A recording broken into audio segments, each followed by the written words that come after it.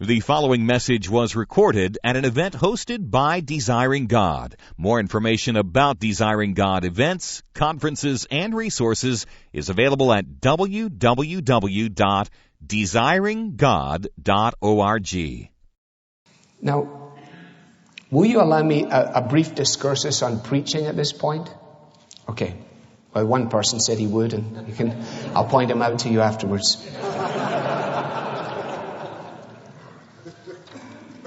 I want to say just a word or two about preaching. And if there's any of this that is original, it will be the parts that don't make sense.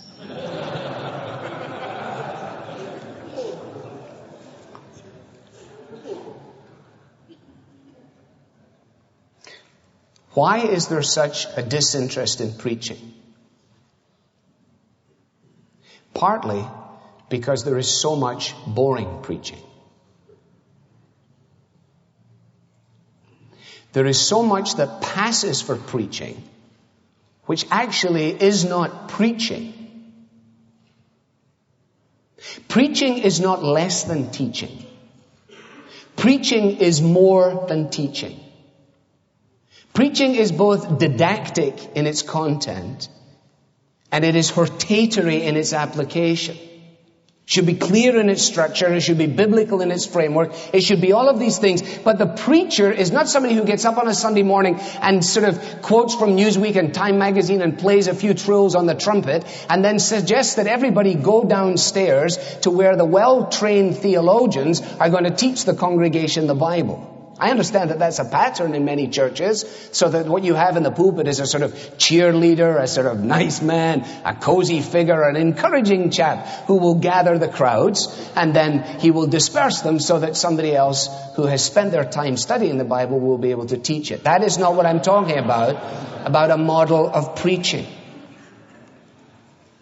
There needs to be in our preaching integrity, fidelity, intelligibility, and definite humility. But one of the reasons that I find in talking with younger men, and I'm going to be 46 in a couple of months, so I think I now qualify to say that there are younger men.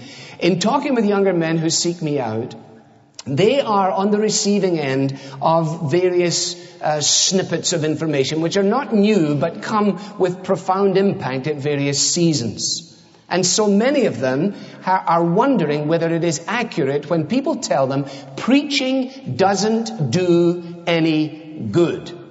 That's what they're told. Preaching doesn't do any good.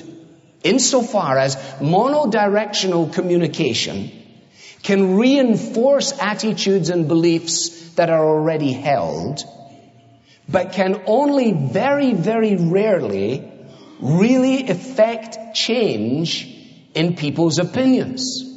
Now that is a facet of modern psychotherapy. So when you buy that, the inference is, if you want to change people, you must give up on monologue, because monologue only reinforces held convictions, and you must at least try dialogue, and beyond dialogue, you should maybe add a little travel log, and maybe a chocolate log or two as well. In other words, you're in deep difficulty. Now, first of all, we take this and we hold it up to the mirror of God's Word, and we are forced to conclude that if that is accurate, then Jesus was involved in a complete faux pas, and so were all the apostles with him. Because they were very clear that their role was to be a herald, to be a communicator, to be the deliverers of information from the living God to those who are his creation. And he was engaged not in dialogue, but in proclamation. So what's the deal? Well, the flaw isn't in the psychology. The flaw is in the theology. I don't know enough about psychotherapy to know how true that statement is. But I'm not concerned whether it's true or not. Because that's not what happens when you preach. Not when you really preach. See, people who argue in that way have assumed that preaching is analogous to a marketing exercise. And what you have in the preaching event, we're told, is a product, namely the gospel, consumers, namely the congregation, salesmen, the preacher, and the job of the preacher is to overcome consumer resistance and persuade people to buy his product. And many, many, many younger men apparently have begun to labor in pastoral ministry with that as a model. It is a recipe for the worst kind of disappointment eventually.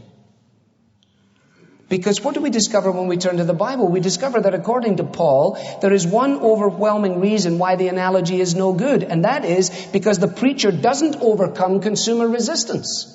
The preacher cannot overcome consumer resistance.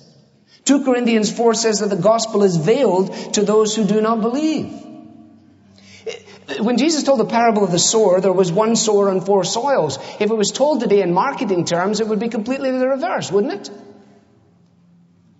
Namely, you would have 1 soil and 4 sowers.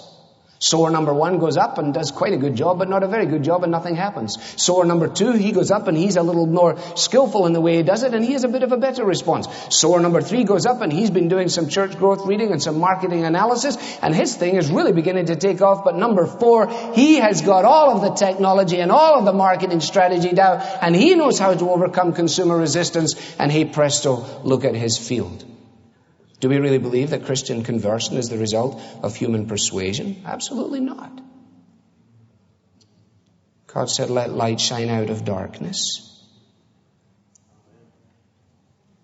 See, much of the trouble with our contemporary preaching is that it is built on the fallacious assumption that anybody can and will respond to the gospel if it's only presented to them in a proper fashion. I don't know when's the last time I presented it in a proper or enough fashion. And how would I ever know if I had? What would you use as the quantifier?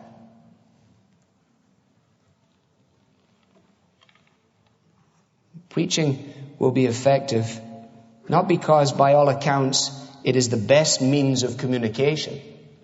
Apparently, by all accounts, it's not the best means of communication. But it will be effective because it is God's chosen method by which He opens people's eyes and brings them to an awareness of His grace. And that is why it will demand from us 110% committed devotion. I'm not going to get into anything further, but the same young men are coming and people are telling them people won't listen to preaching these days. My answer to that is no. I've heard you preach and I'm not surprised they don't listen to it.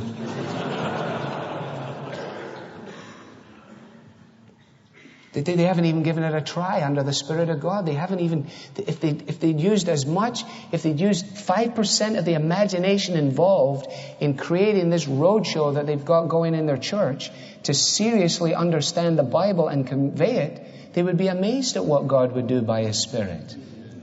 So we've got to hold the standard high. We've got to hold it first for ourselves. People won't listen to preaching, so what we need to do is look at advertising, look at the way they package it, look at the world of entertainment, look and see how they do it. But the question when our worship services are over is not how much did the pagan enjoy that. The question is how much did they learn from that? Not how electric was the atmosphere, but how clear was the gospel. It's simply not true to say that people won't listen to preaching. If people are being awakened spiritually to their need of God, they will listen. And if they're not, then no amount of gospel entertainment or evangelistic gimmickry will make them listen. So if God's not going to do it God's way, it's not going to be done.